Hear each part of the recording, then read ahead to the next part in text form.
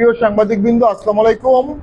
সাম্প্রতিক সময়ে কিছু ঘটনার প্রকৃত ব্যাখ্যা দেওয়ার জন্য আমরা আজকে আপনাদেরকে ডেকেছি। আপনারা জানেন 28শে জুনে আমাদের একটি কাউন্সিল হওয়ার ডেট ছিল। পরবর্তীতে হল রুম না পাওয়ার কারণে মাননীয় চেয়ারম্যান সেই কাউন্সিলটি পোস্টপোন করেন এবং সেটাকে ঘিরে আমাদের কিছু সিনিয়র নেতৃবৃন্দ তারা বলেন 28 তারিখেই কাউন্সিল করতে হবে।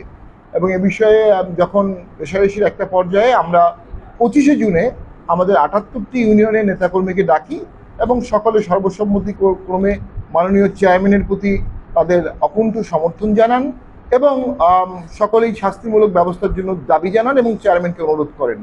এবং এরপরে 28শে জুনে আমরা একটা প্রেসিডিয়াম মিটিং করি। সেই প্রেসিডিয়াম মিটিংয়ে আমাদের সিনিয়র কো চেয়ারম্যান সহ আরও অনেককেই বহিষ্কারের জন্য একটি সর্বসম্মতি সিদ্ধান্ত হয় এবং সে বিষয়ে চেয়ারম্যানকে অনুরোধ জানানো হয়। সেই অনুরোধের প্রেক্ষাপটে 30 ধারা মোতাবেক, আমাদের সংবিধানের গঠনতন্ত্রের 30 অনুচ্ছেদ মোতাবেক চেয়ারম্যান অনেককেই বহিষ্কার করেন। সেই বহিষ্কারের বিরুদ্ধে আমরা দেখেছি একটি দেওয়ানি মোকদ্দমা করা হয় এবং সেই দেওয়ানি মোকদ্দমার সাথে একটি অন্তর্বর্তীকালীন নিষেধাজ্ঞারও আবেদন দেওয়া হয়েছিল। সেই অন্তর্বর্তী নিষেধাজ্ঞায় আবেদন ছিল যে বহিষ্কার করা হয়েছে সেটার বিষয়ে নিষেধাজ্ঞা, চেয়ারম্যান যেন সাংগঠনিক কার্যক্রম করতে না পারে সেটার জন্য নিষেধাজ্ঞা, পাশাপাশি বিষের ক যেন ব্যবহার করতে না পারে সেটার জন্য নিষেধাজ্ঞা।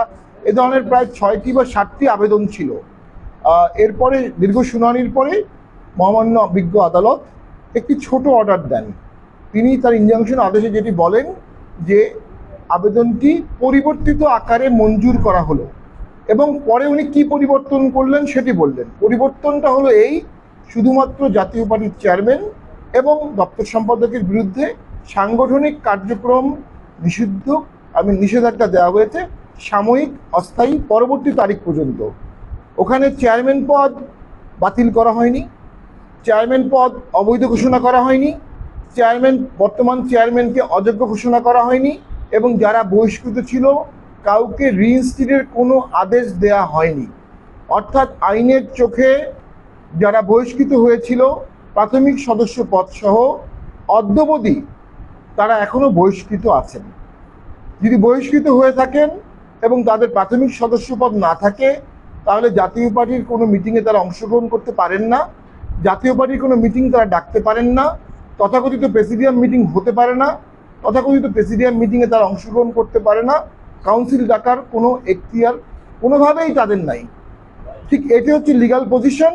এই লিগাল অবস্থায় আমরা দেখতে পাচ্ছি অনেকেই জাতীয় পার্টির নাম ব্যবহার করে মিটিং করছেন, অনেকেই জাতীয় পার্টির পদ ব্যবহার করে মিটিং করছেন, অনেকেই নিজেকে মহাসচিব বলছেন। আমি খুব ব্যর্থহীন কণ্ঠে বলতে চাই ওই আদেশে মহাসচিব শব্দটিও নাই এবং মহাসচিবের নিয়োগ নিয়ে কোনো মামলাও হয়নি, কোনো আদেশও চাওয়া হয়নি।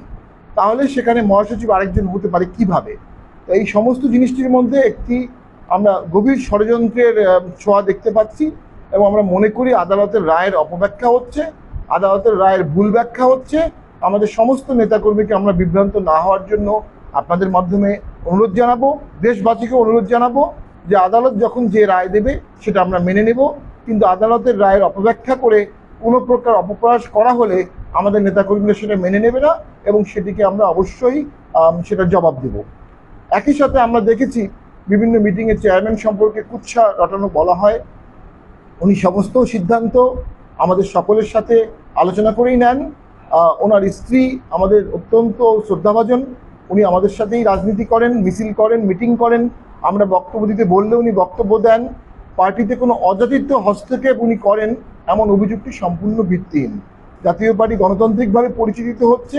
আমাদের এখানে প্রাথমিক সদস্য পদ থেকে কো চেয়ারম্যান যারা হচ্ছেন প্রত্যেকেই গঠনতন্ত্র অনুযায়ী হয়েছেন এবং গঠনতন্ত্র অনুযায়ী তারা বহিষ্কৃত হয়েছেন।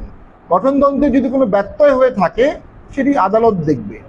আমরা মনে করি এই অবস্থায় যে বিকল্প মিটিং করা হচ্ছে, বিকল্প সভা করা হচ্ছে, এগুলো সম্পূর্ণ গঠনতন্ত্র বিরোধী এবং বেআইনি। যেটি গোড়া থেকে বেআইনি সেটা শেষ পর্যন্ত বেআইনি। It cuts from the root completely.